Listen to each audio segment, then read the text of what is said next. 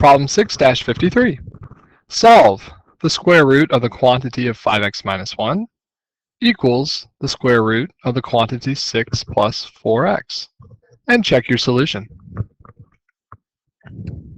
So we're going to solve this equation. I'm going to just recopy it here real quick. We have 5x minus 1, and we had 6 plus 4x.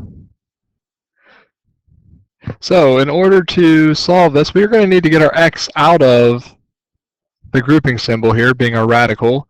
So how do we undo the radical, or taking the square root? We're going to have to square both sides.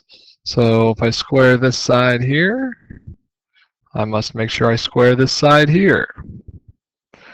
Well, these are inverse operations, which is going to end up leaving us with 5x minus 1 equals 6 plus 4x. We can take this now and just solve it. Subtract our 4x from each side. And I'm going to go ahead and add 1 to each side at the same time. 5x minus 4x is going to leave me with x. Negative 1 plus 1 is going to leave me with 0. So I'm pretty much left with x over here. 4x and negative 4x gives us 0. 6 plus 1 gives us 7. We get x equals 7. To check it,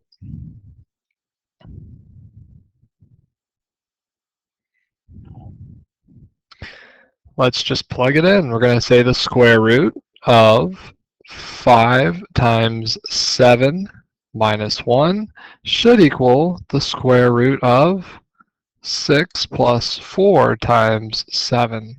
5 times 7 is 35, minus 1 is 34. So we're going to say the square root of 34 should equal 4 times 7 is 28, plus 6 is 34. We get the square root of 34. Since our values are equal and it makes a true statement, we know we are correct. So our answer for problem 6-53 is going to be x equals 7. If you still have questions, make sure you ask your teacher. Otherwise, thanks for listening.